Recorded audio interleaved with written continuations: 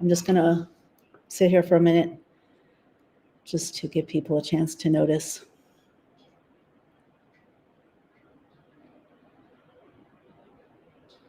I won't wait very long. And actually, I'd like to start with a prayer. Just a prayer that Hashem sifasai tiftach ufi yagid tilasecha, that may my words be guided and received. So I'm just going to dive in.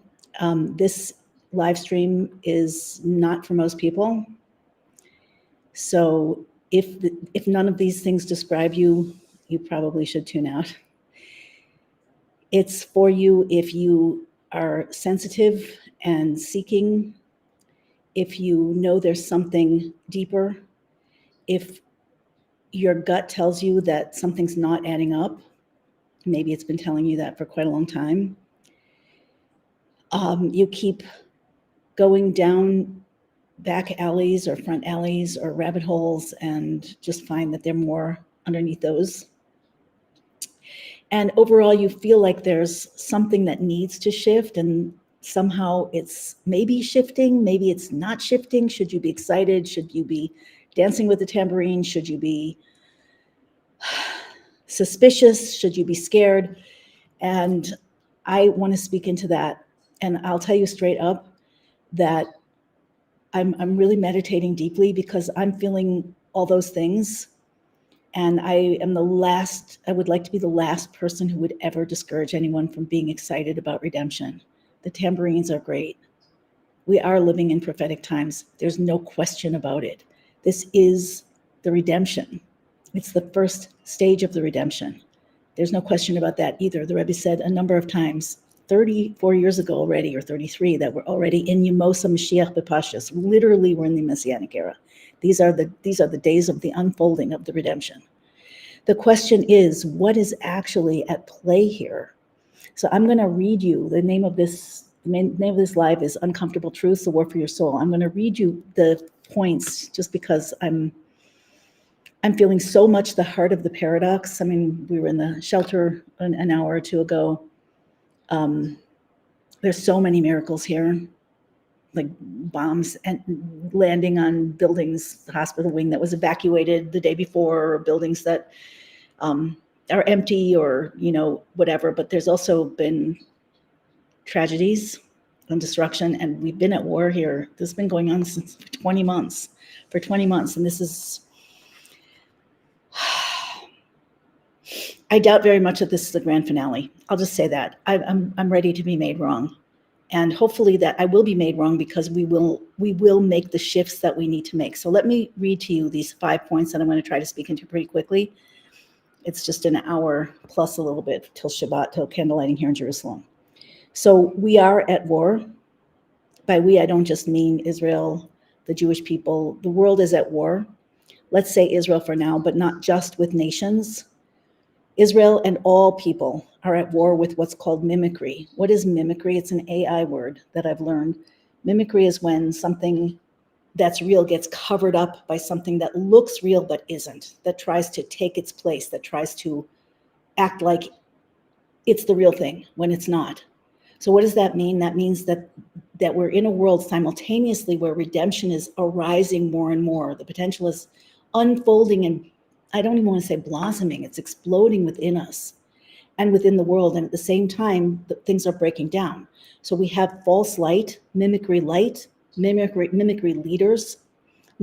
narratives, mimicry identities that all imitate the truth, that present themselves as the real narrative, as the savior. And if you're still listening, you already know this. And the sum total of it is that it ends up draining the light of the soul and the power that we are here to embody. We are here to embody divine power. I don't mean that in any less than exactly that way. We are here to embody, meaning live, meaning be divine power.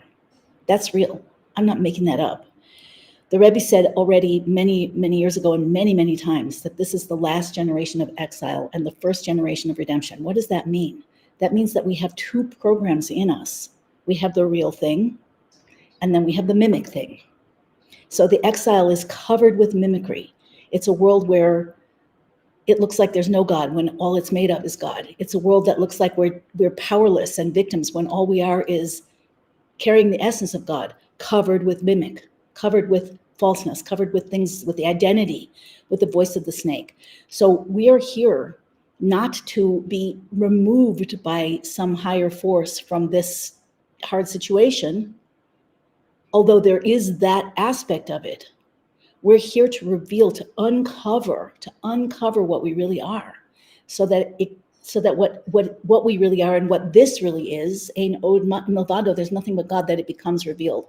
If you hear me a little shaky, it's just because I'm feeling this paradox in such an intense way, and I've had the inner feeling like I've been in a deep transformational process for the last 4 months, and for the last 2 years I've been working on my book. It's almost done. It's literally, I'm in the last few chapters, just final edit. The whole thing's written, but I'm slow. It's dragging, and so I feel I'm not naturally outgoing. I'm naturally, I mean, I can be a lot of fun. I like to have fun, but I'm naturally inward. I like to spend a lot of time by myself. I need to. So for me to come out and talk, it takes energy. And it's just been, there's been so many times that I've wanted to come out and say things and have not, that it's kind of backed up at this point. But there are very, very important things that have to be shared. So again, if you're still with me, you already know this. You already feel it, even if you can't put words to it. There's something real that wants to emerge, and there's something that's not real. And it's really, really, really, really hard, ongoingly, in the moment, in the event, to know the difference. The second point is that this is, which I mentioned, the final generation of exile and the first generation of redemption, which means that you have both of those within you. The world has both of those. That's why we're seeing simultaneously an increase of chaos, a breaking down of the old systems. It's almost like, and I said uncomfortable truths. I'm not gonna hold anything back here. It's like the noose is tightening. There is a noose that is tightening. If you feel that, don't deny that you feel it. If you feel that, it's because you're sensitive. Trust your gut. There's a noose that's tightening, and that is of the false systems, the false leadership, the false narratives. Some of these are spiritual. I'm not an expert in spiritual entities. Many of them are physical. Some of them are technological. The idea here, the point is that there is a structure that holds exile in place internally and externally. The external is as an out projection of the internal, and the external can control the internal. So if we can be in a loop where every time we start to feel free, some kind of big trauma or fear comes around and co-opts us and makes us start to react to the false narrative, to the false light, to the false protection. Takes away our power. That's what we have to stop allowing. I feel like this video is crooked. I haven't been looking in the camera, but sorry about that. I'll have to fix that next time. Okay, so that's the second thing, and it's crucially important to understand that there are two realities. There are really many, many more than two, but there are two, let's call it two core dimensions of reality. I'll get to that at the end. It's not going to be very long. One of them lies beneath the other, just like the tree of life, the Eitz HaChaim, is embedded within the Eitz HaDas, the tree of knowledge. The infinite light, like God, is embedded and hiding in the world, like the truth, the organic universe, the divine universe is hiding within this synthetic overlay that just keeps getting more intense. So why is it getting more intense again? Because we have to see it. We have to see it so that we can make a shift. What is that shift? I've mentioned it many times if you've been following me, and I specifically quote the Lubavitcher Rebbe's Sikha from 1963, his discourse where he, on the portion of Balak, which happens to be the only place in the Torah where there's actually a written, in the 5 books of Moses, where there's the prophecy of Mashiach, that's the force of the download giving to Moses, by the prophet Bilam. And what does the Rebbe say about that? He says that the first stage of redemption is going to be increased war, increased pressure, increased danger, and increased evil, and that evil will not only be from outside, but it will be from inside, and he specifically says within the Jewish people as well.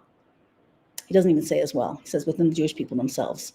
So war and pressure from the outside, we all, if you're Jewish or you're friendly to Jews, you see how much that's rising. The pressure is intense and growing, and it's irrational completely. The wars, They're not being stopped. We've been at war here in Israel for over 20 months. Has the war been propagated in a way that it should be, according to Torah and according to military strategy? I have to say not, because it's 20 months already.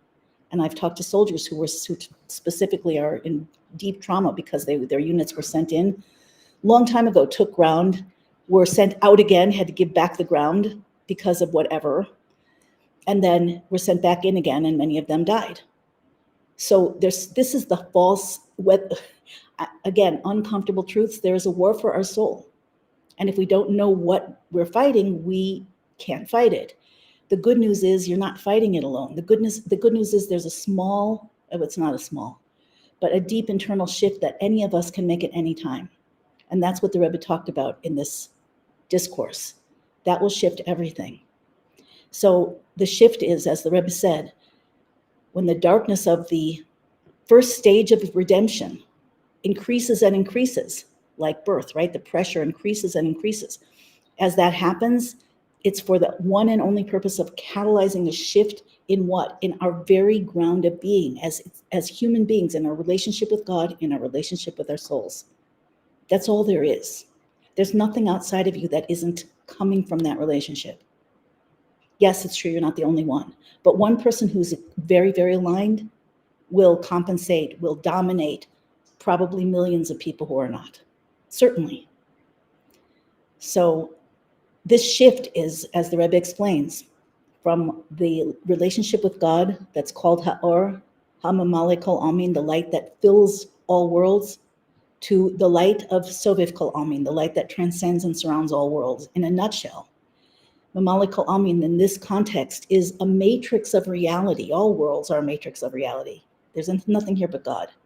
But a matrix of reality that is based on harshness and on law and on cause and effect and on judgment and on oppression as the means to self-expression, as the means to awakening. So pressure, like the pressure of the oyster that reveals the pearl, or the pressure of the birth that moves the baby through the birth canal. This idea of pressure, this is very real. This is a divine paradigm. And it's the purpose of this world, and it's the reason why things are getting more intense. So if you think that things are getting more intense and you're trying to deny it, stop trying to deny it. They really are. But it doesn't have to stay like that. It just has to move you to make this shift. This is explicit in the Rebbe's words. So what is the shift to Sovev Kol Amin? In Mamale Kol Amin, you're completely subject to the laws of nature.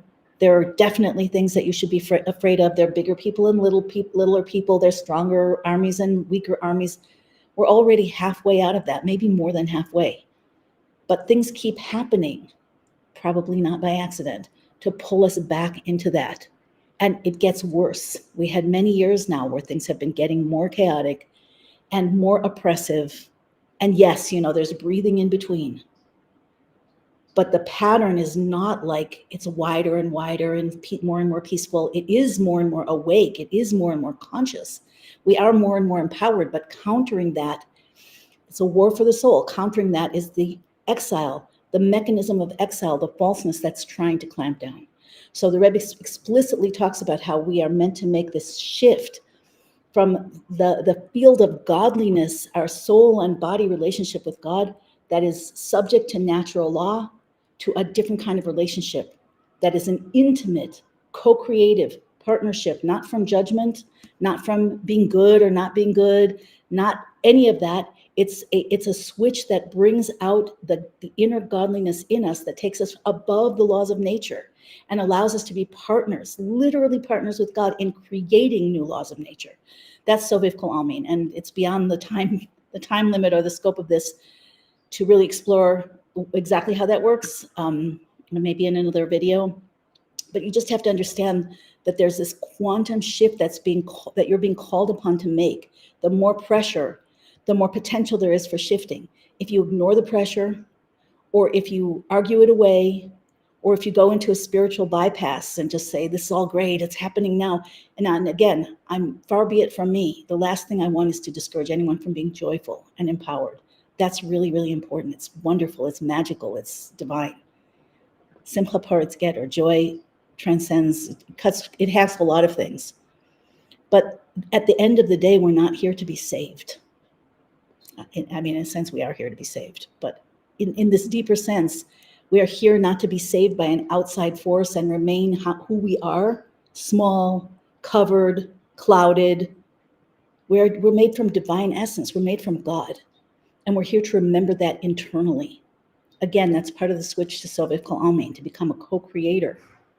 Literally, beyond the laws of nature, so close to God, so illuminated and connected to your soul that you make reality.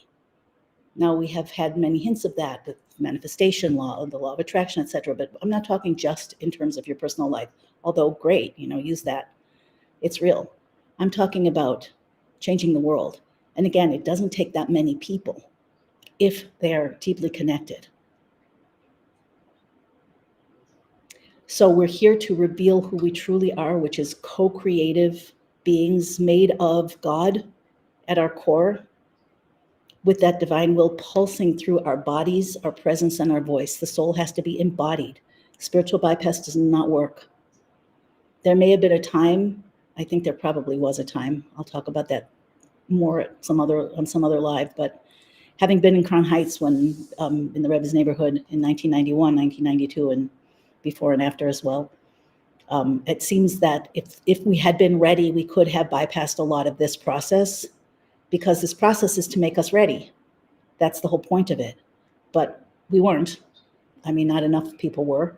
And so here we are, unfolding our transformation under a lot of pressure in real time, in a world that is not all that friendly at the moment.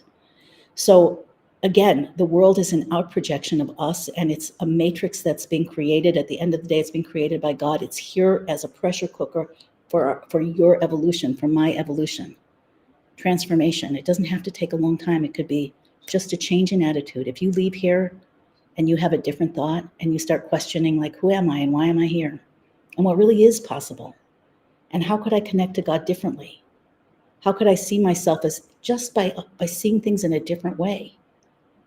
That creates reality in a different way. When the world was created, when man was created in the 7 days of creation, there was a Garden of Eden. That's a dimension of reality that still is here. It's hidden from us, but it calls to us. It's the feeling that rises when, we want truth, when we want home, when we want rest, when we know that things are not the way they're supposed to be and we long for it or we anticipate it. So in that perfect garden, God placed a snake. The snake was the epitome of all darkness. When Adam and Eve ate from the tree of knowledge, which was meant to happen, even though they were commanded not to, the snake was internalized. The snake was internalized and then out projected into the systems that exist in our world, government systems, medical systems, legal systems, financial systems. It's not that everything is corrupt. It's that the nature of reality is to hide the truth. So the snake systems, and also likewise in ourselves, our identity, the things that we believe about ourselves. I haven't looked at the chat, but maybe you believe I'm small. I'm just one person. I don't really know what to do. This is not for me. I'm not a leader. I'm not good enough. I'm broken. I'm scared. All of that is part of the human condition. It doesn't mean a thing. It's just the snake talking to you. And just noticing that and understanding that the pressure is here to cause you to say, I am going to look deeper. I am going to connect to my creator and my source, not as an override and not out of judgment, just from reality. It's time for us to be with reality. So the snake is not, it hasn't gone anywhere. It's inside of us. It's now inside of all the systems that pretend to protect us when actually they are enslaving us and controlling us with more fear, more trauma, more control. Even spiritual systems. The Zohar talks about this. The Zohar talks about how the leaders of the generation will have faces like the face of dogs. And that does not just mean government. That means spiritual. That means religious. And again, I'm not saying everybody, and I don't blame anybody. It's been really traumatic. I do blame certain people. I blame the deliberate mass murderers. I blame them. They need to go. But other people in my, I'm not so, I do get upset. I get very upset because I get very upset. But the truth is that we're all traumatized. And so we do the best we can, even if the best we can is narcissistic. I don't mean to excuse it, and I don't mean to harp on it either. The point is not the systems. The point is me and you. And as I said, the Rebbe did say that there will be evil within, not only outside of us, but within the Jewish people themselves, so intense that we will need help from heaven to be freed of it. So we have to see it. You have, here's the other thing. This is so important, and I've thought about this so much. In our times, there's a condition called autoimmune. Autoimmune is when the body, the immune system, cannot recognize the difference between what's it and what's not it. So it attacks itself. I know there are different theories that are more complicated and say this isn't strictly true, but for our purposes, it's true enough. We as a nation, if we're talking about the Jews, we as humanity, if we're talking about the world, are suffering from a cosmic autoimmune, where we can't distinguish anymore what's good for us and what's not, what's of us and what is against us. And that is the core of the problem. That's why simply looking deeper, honor your gut. Like I said in the beginning, and I said in the middle, and I'll say it again, I'm almost done. If you don't relate to this, that's fine. Most people probably won't. I'm not speaking to most people. I'm speaking to the people that do relate. I'm speaking to you if you feel in your gut that something is not right, but you don't trust yourself. Or maybe you do trust yourself. If you're not sure whether you should be celebrating and dancing because the Israeli army has finally stood up and is acting so boldly and it's so beautiful, and it is, or if you should be upset because why are we still in a war 20 months later, and why are buildings getting bombed, and why have people died? Both of those things exist at the same time. This is a paradox. We are in the last generation of exile and the first generation of Geula. We are in it and we are it. So the purpose of this, again, is to make the shift from relating to God, memale kol almin, through the system of nature, the entire system of nature, all the laws of creation, in this world and other worlds, or to see through that and just reach out to make a connection that bypasses all of it. This is not a rational decision. This is a super rational decision. It's kind of like throwing yourself over the fence or throwing yourself off the cliff. It's not a plan. It's not knowing how. It's a statement. It's like, I'm not going to be part of this anymore. I say no to this matrix. I say no to being controlled. I say no to being enslaved. I say no to exile because I know that redemption is in process and it's right here. And I am going to move myself, even when I don't know how, over to that matrix. And I'm going to connect to God, and I'm going to share my feelings just as they are, the good, the bad, and the ugly. And I'm going to ask for help, and I'm going to look for my guidance, and I am going to lean in to the powers of my soul, and I'm going to learn how to activate them as a co-creator. The last of these points that I came to make is that now is the moment to choose. And it's not which side you support in a war, although I think that's a pretty obvious choice for most of us. But it's not about, again, the physical wars. Yes, they're real. No, they are not natural. Things never had to come to this point. There are deeper agendas that keep war in place. You know this if you're still listening to me, or you believe it, or you suspect it. It's true. So how much is that unraveling at this point? How much is starting to move toward something more righteous and safe? I don't know the answer to that.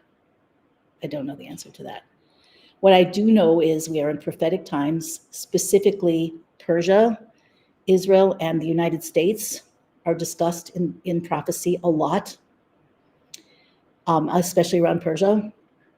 And that's part of the Messianic Era. And it matters what you do and what I do. That's what's going to win the war. So everything you could consider everything in suspension, in a kind of suspended animation. It's moving, it's responding. We think it's outside of us. It's not outside of us. It's a reflection of us. So the more we see that, the more we see God's hand, everything in the world is like a puppet show. God's hand is inside every one of the sock puppets. And so what does God respond to? I'll finish and end with this. God responds, and this I learned from specifically, this is physics, by the way, it's advanced physics, and also it's Hasidus. The world is not created top down and foisted on us, especially not now. The world is a mirror. God is a mirror. This is straight from Hasidus, the Rebbe's Hasidus. God, the Orient Sof is like a mirror. It's like still water. And creation comes down from there, but it's still water, so it's a mirror. So how does creation come down? That mirror of the Orient Sof, of the infinite divine light of the Creator, from which everything comes, it is imprinted with your soul stance. It's imprinted with who you are internally, who you really are, what your frequency is, what your beliefs are, what your commitment is, what your stand is. And based on who you are, who I am, that imprints the Orient Sof, and reality comes into being. And this may manifest in armies. It may manifest in miracles. Hopefully it may manifest in changes that are supernatural and peaceful. It may manifest in the healing, spontaneous and amazing healing of illness in an instant. All of this is on the table. All of this is on the table. It exists. We're in Geula now for 34 years. But we're stuck, as a collective, we're stuck to the forces and to the beliefs and to the identity that tells us you're nothing, you're small, you're broken, you have no power. God judges you, you have to wait for a savior. That's not true. The savior is waiting for you. And the proof of that is that we're here 34 years later. And it's not any better. It's, yes, more empowered. There's more potential. There's more, technology, energy healing, intuition, the spread of Torah, all those things are real and powerful, so much more powerful than we know and than we interact with consciously. But at the same time, that's one move, and the parallel move is tightening. And as the awakening and consciousness grows and the powers become more available, so the control system clamps down. The good news, again, the great news is that it's not independent of you. It's God responding to you. Now I will say this last thing. You may have heard me say it before. I started to say it already. Everything is a mirror that you imprint on the Orient Sof, and reality comes about. And this can happen at every instant. Things can change instantly once we understand what's happening and we know where to look and where to shift.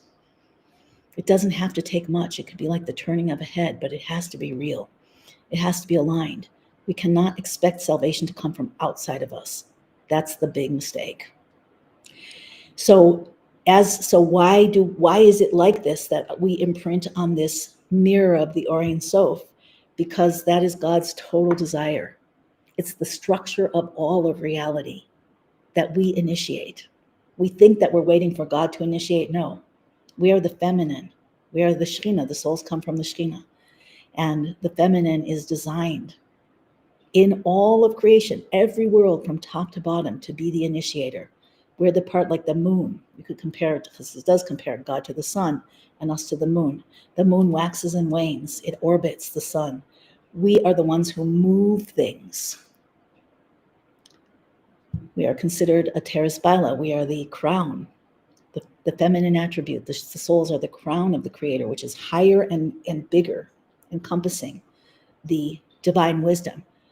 But also the crown falls. We're the highest and we're the lowest. We're in the lowest world. And we move between them. We wax and wane. It's time to wax. It's time to, and it's not just that it's time to wax. It's time to restore the true light that comes from within us. That's what this is all about. The moon, the Midrash says, Torah says that the moon and the sun were created. You might know this from Genesis, as two great luminaries in the sky. What's a luminary? A luminary is a light that shines from within, not a reflector. There were two equal-sized lights, the sun and the moon, God and the souls. Why is that? Because God is made of two. Even though God is one, he's made of a masculine and a feminine. Before creation, outside of creation, those things aren't separate. Within creation, they are God and souls. So of those two parts of God, which are one, but with a relationship between them, like man and woman, Adam and Eve. This is all a fractal. Those two parts of God, the female is the one that carries the desire, that is the lowest moving toward the highest, that was put into darkness and made small in order for the pressure to create a separate, to create us as separate, so that we could reveal our essence from within, so that we weren't just part of one, but we're separate into two, one strong, one weak, one controlling, one receiving, one all-powerful, one reflective. But at the end of the day, that's what makes us real. And as we become more real, we turn on that light from within again, and we restore our essence, we restore our luminosity, we restore our inner light and our true size. And the Rebbe talks about this specifically, that our end destiny is not for us to be small people. It's not for us to be, listen, if you're still listening, listen deeply. This is not for everybody. This message has to exist in the world. And I will repeat it, and I will elaborate on it. I need to. And if it makes people uncomfortable, that's why it's called Uncomfortable Truths. This is a war, and you are at the center of it, like it or not. So you're a piece of God. As long as you feel like a helpless, messed up, powerless individual, you're missing the mark. You have to feel all powerful? No. But you have to question that. Like, not question it in a mild way. You have to say, this cannot be true. You have to learn how reality is really constructed. You have to stop giving your power away to false systems. You have to see that they're false. And don't let the fear of a chaotic universe move you toward allegiance to something that is not working on your behalf. These governments, it says right in Pirkei Avos, in the Ethics of the Fathers, do not put your trust in God, in government. They will look like your friend when they need you, and then they'll throw you out when they don't. It's just a bare truth. This is not, we're not meant to give our allegiance to control systems that weaponize fear and trauma to further keep us under control. I'm not saying everyone is bad, but there's a natural, to be very blunt, I once read some excerpts from a book on sociopathy. I forgot who wrote it. It was at somebody's house. So I didn't read the whole thing, but it said at the time, I think it might be higher than this, but it said 1 in 5 people, or 1 in 4, 1 in 25 people is a sociopath. Maybe it was 1 in 20. That's a lot of sociopaths. What's a sociopath? No empathy, no morals, just do what you want. It would be really cool to be a sociopath in a certain sense, because, how much could you get away with? But anyway, sociopaths are probably a much higher self-selected group in government and in authority positions, because it's not clean. It's not clean. Politics isn't clean. No institutions probably are clean at the top. And therefore, people who are willing to be not clean, or who are perhaps blackmailed or bribed, and that's also not clean, end up in those positions, and they know how to control, and they're willing to do things that most of us would never dream of doing. And most of us, because we would not dream of doing those things, can't possibly find in ourselves the willingness to believe that someone would do that. Maybe that's not true of you, but it's true of most people, which is another reason why this is not for everybody. I'm just going to look at the chat now. So let me just end my little spiel here. So now is the moment to choose. And I do feel that, and it took me so long, even today, to decide to come on, because I don't want to make anybody, the power of joy and gratitude is so strong. There are people out there, many people right now, teachers and others, who are like, this is time of prophecy, this is the Purim story, and there could be truth to it, but I got to trust my gut feeling that there's more to it than that. And that it could be like that. It's like a vessel. The narrative, that narrative is like a vessel that we could fill up, but we can't fill it up with emptiness. We can't stay the same, stay small, stay passive, wait for the Savior, believe that everything is clean as it looks. That leaders who maybe put on a prayer shawl and say a psalm, that they mean it. Some of them might mean it, most of them don't. And it's not about them. It's about just saying, I'm not part of that. I'm working for a different team. I'm working for the God team. I'm working for the soul team. I am a co-creator here. I am not in this matrix. I will not be controlled. I will choose. I go to the shelter now if the siren goes off, because it would be stupid not to, even though every missile, the previous Rebbe said, every bomb has an address. But still, it's more comfortable. It makes perfect sense, but not with fear. We don't need to be afraid. We are co-creators. So we have to choose whether we are going to wake up, whether we're going to burn away all of the layers of mimicry, the snake that deceives us, the narratives that co-opt us, and start to live as the awakened souls that God placed in this generation and this time on purpose, because each one of us has the power to bring Geula from the inside out. And I just want to say one more thing about this. In the famous amongst Chabad, in the famous discourse that the Rebbe said on the 28th of Nisan in 1991, he ended by saying, may it be God's will that there will be found among you one or two or three who know what needs to be done and how it should be done. And this work, so it doesn't, what if you're the one or two or three, just by deciding that you will be? Just by deciding that you will be. One person or two or three, that doesn't mean that that's all that it is. One or two or three who hold a vibration strong enough, who are willing to speak truth, which is why I'm doing this right now. We're willing to speak the truth in the paradox. Yes, we're in times of redemption. Yes, it's all God. Yes, it's amazing. Yes, it's prophetic. Yes, it's a control grid. Yes, there's increased evil. Yes, there's increased war. Yes, we're being manipulated. Yes, I have all the power when I connect properly. All of it's true in the same space. We cannot be linear. We can't be black and white. We can't be small. We can't. We're not going to go out of exile if none of us, I believe, because this is the truth that's been happening. It should have happened already 34 years ago. What are we still waiting for? There's a certain shift. I quote the Rebbe again. From Amali Kol Almin to Soviv Kol Almin. From natural to miraculous. He also says that. From having faith and believing that it's all good in the end to having trust and being so close to God that you insist that it be good now, and he can't help but answer you with that. So there's a shift in what we relate to in reality. There's an external dimension, like the screen that maybe you're looking at right now, but what comes onto the screen, that happens inside. That happens inside all of the programs. That's true for your body, that's true for the world. So who are you going to be? What shift are you going to make? What are you going to believe in? You have to know that we're in a war. And it's not other people who are fighting the war. You're fighting the war. And if you want to fight the war through joy and peace, great, but be conscious. Know what side you're on. Know that there are sides. Okay, I'm going to look at the chat, see if you guys have anything to say. Tammy's waiting through things. Thank you, Jennifer. Yeah, Jennifer was a beta reader. It's so different now. Thank you for waiting through it. It's going to be a lot better. Hi, Pavel. Okay, any quick questions? There don't have to be. We can stop right here. Anyway, I hope this message has gotten through, and if you're listening to the replay, feel free to leave questions or comments. I will try to check them.